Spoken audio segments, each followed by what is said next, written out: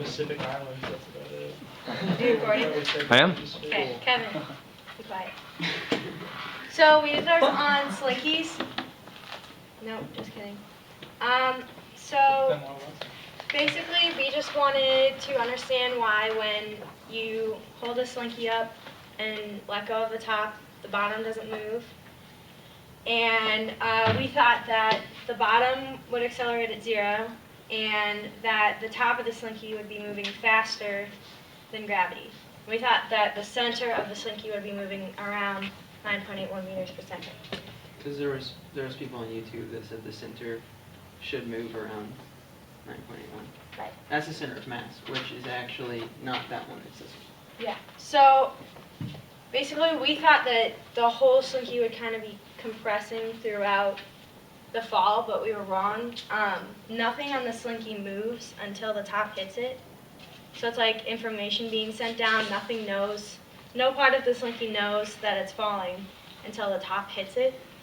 So what we did was we just marked the top, the bottom, the middle, and then the 2 points in between them on the Slinky, and we videotaped it falling, and then we made this graph of position versus time.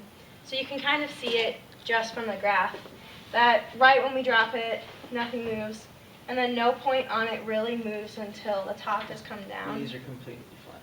So, and then the bottom point doesn't move at all. So we stopped it right when the top hits the bottom. And then this is the velocity graph.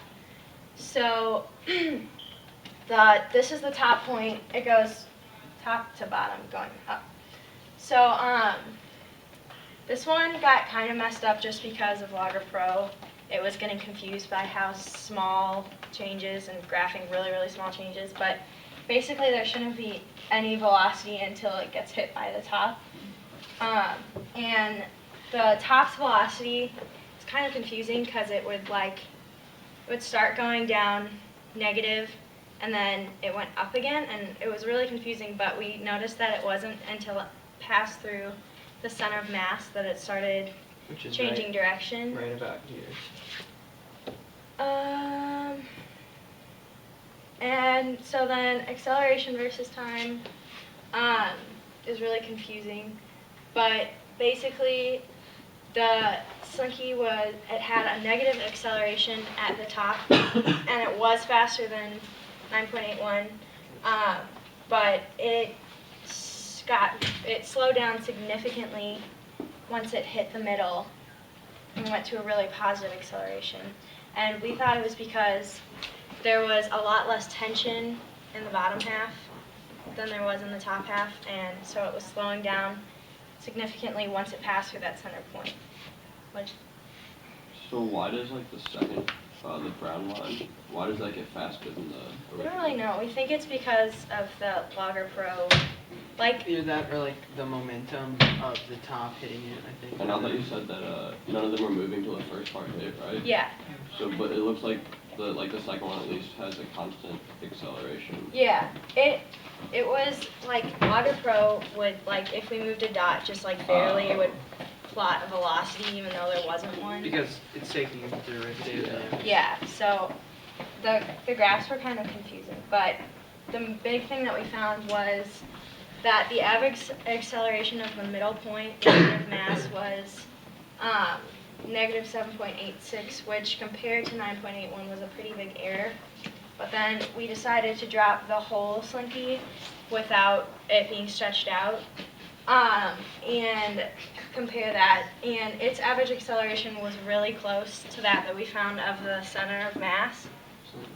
And so we thought that could be due to air resistance just of the Slinky. So actually it was a lot closer to the acceleration we found for the center of mass. And then the last part is we compared it to a wave going through the Slinky as it stretched out, because Dr. Schuster gave us the idea of an information transfer. So a wave kind of would show that a little better. And we found that the graphs for these were incredibly similar to the top point of the Slinky, and which makes sense because that's the point that's sending the information. And it was almost exactly the same except for the wave was always a little higher. And so the only difference was this is only taken from the wave until it hits the center of mass. And after that, it got really funky. Like the acceleration slowed down a lot, and its velocity was really high in the really low in the negative direction, I guess, because it was a really high acceleration in the positive direction. And we thought that was because of the change in like tension past the center of mass, and the acceleration of the wave was also really close to the acceleration we found for the middle of the Slinky dropping and to the whole Slinky dropping. So all three of them were really close. So, Conclusions. Okay, I'm gonna say that. So the bottom of the Slinky doesn't fall until the top reaches it. Like it just stands there. Anywhere on the Slinky doesn't move. So one of our conclusions is there's an information transfer, like the speed of sound or something like that. Like it takes time for the information or the drop to reach the bottom. And the tension remains the same, and it's equal to the force of gravity at the bottom. And it's equal to the force of gravity at the bottom, so it doesn't move until the top hits the bottom point. this is the action. Wow.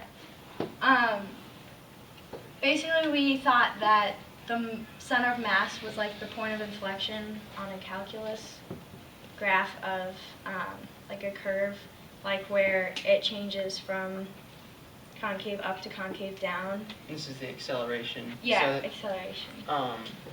So that's when it actually started accelerating upwards or slowing down. The fall started slowing because as it was going down, it was adding mass to it. And at that point, there was, past the center of mass, there wasn't as much tension.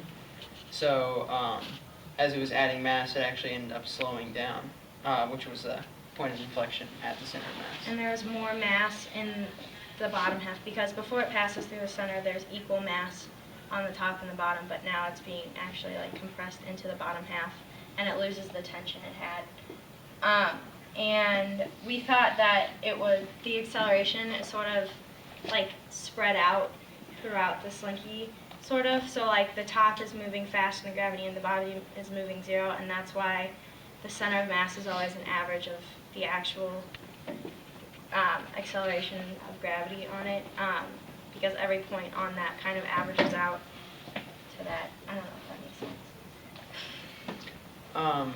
And then the center of mass of the Slinky, it had an average acceleration of 7.8, which was really close to the average acceleration of the whole Slinky without being stretched out. And it shows that the Slinky, as a unit, moves like the average acceleration of the whole thing is the same because of the tension on it. It's the same as just a regular fall. Even though the top is moving faster than 9.81, it's counteracted by the bottom not moving at all. Yeah. In the middle of the Slinky didn't move until the top hit it either. So this one is just talking about how it's like an information transfer. And it was just saying how the wave before the center of mass was the same as the top of the Slinky throughout the whole fall. So we think that's because of the change in tension and like mass after it gets past the center. And that's it. Do you have questions for these guys? Let me see a video of the. No, I don't have it. It's really fast. You can't really see anything unless you like slow down and go slide by slide. So you're just holding it and then you're letting it drop. Or balancing it. Well, no, you hold it, and while it's already stretched out, like if you just hold it and it's hanging there with the bottom all the way Just down holding here, the top ring. and you drop the top ring, everything falls and compresses until it hits the bottom, and then it all starts to move. It doesn't. How are you move guys right finding now. the center of mass? Like, We counted the rings and then just put it at the center ring. So there's the same mass on both sides. Did it change as the Slinky was stretched though? No, because we put a flag on the center ring, so no matter what, there's the same mass on each side. so you're holding the bottom part so that the bottom part didn't move down. Well, No, wait. No, we set it there, but then we moved our hand and then dropped it. So the bottom part like levitates. So it's still. Yeah, Yeah. it doesn't move at all. We watched a bunch of YouTube videos where they did like building sized slinkies and dropped them and they recorded the bottom and it does not move at all until the top hits it. Oh, And with the thing that other people hadn't pointed out is other parts of the slinky don't move at all either. Like if you look at the center of mass or any other point, it doesn't move until the top hits it, which is why it was important to talk about the transfer of information, because the message of the tension changing didn't reach that point until the top hit it. The end.